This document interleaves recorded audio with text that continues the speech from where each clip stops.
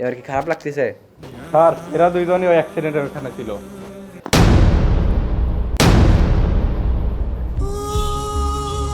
ওই জায়গাতে টাকার মোবাইল ছিল, ওগুলা কোথায়? ওগুলো তাড়াতাড়ি বের করে দে। আরে আমরা আবার কবে অ্যাক্সিডেন্ট দেখলাম? আমরা কি অ্যাক্সিডেন্ট দেখছি? কোনো অ্যাক্সিডেন্টই দেখি নাই।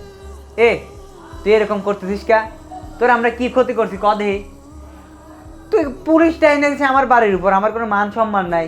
আমি যদি মানুষজন জানে যে পুলিশ আমার বাড়ি আছে, তাহলে ভাববি না আমি কোনো কিছু করছি। আমি কিছু করছি তুই যে পুলিশ নিয়ে আইছিস? স্যার দেখেন, আমরা অ্যাক্সিডেন্টের সময় ছিলাম না, আমরা শুধু ওই পাশ দিয়ে আসছিলাম, হয়তো আমাদের পরে অ্যাক্সিডেন্ট হয়েছে, আমরা এটা দেখি নাই। আর মোবাইল টোবাইল তো দূরের কথা। হ্যাঁ তুমি কি মিথ্যা কথা বলছো আমারে? হ্যাঁ, ওই মিশে কথা করছে নিয়ে যান। মিথ্যা কথা বলছো কেন? চলো যাই এখান থেকে। এ কার কাছে খবরদার মুখ করিস না, যা বাড়ি যা। একটা হার্ডা না পাইলে কম্পিউটারই কিনে পারতাম না।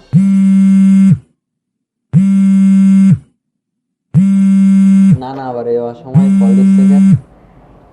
আসসালামু আলাইকুম। ওয়ালাইকুম আসসালাম। শাওন, তুই কোন রে? তোর মামা আর নাই রে। কি? তোর মামা তো বাড়ির দিকে যাচ্ছিলি, তোরে কয়টা টাকা দিয়ে যাচ্ছিলি, তোর রোড অ্যাক্সিডেন্ট করে মারা গেছে। ডাক্তার বলছে তোর মামার যদি ঠিক মতো নিয়ে আসা যেত তাহলে বাঁচান যেত। তোর মামা আর বেঁচে নাই। তোর মামার যে বাইক ছিল, বাইক পাওয়া গেছে, কিন্তু তোর মামা যে টাকা নিয়ে তো বাড়ি যাচ্ছিলি, সেই টাকা আরো 2টা মোবাইল পাওয়া যাচ্ছে না। তুই আয় তাড়াতাড়ি। আচ্ছা, আমি আসতেছি।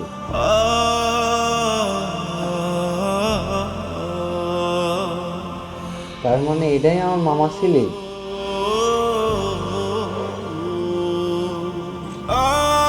কি বড় একটা ভুল হয়ে গেল। আমরা যদি হসপিটালে নিয়ে যেতাম তাহলে আমার মামার বাঁচান যেত।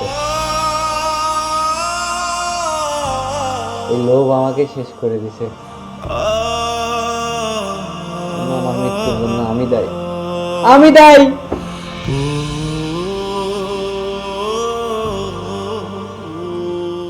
এই জন্য চোখের সামনে যখনই বিপদ দেখবেন এগিয়ে যাবেন, সহযোগিতার হাত বাড়িয়ে দিবেন।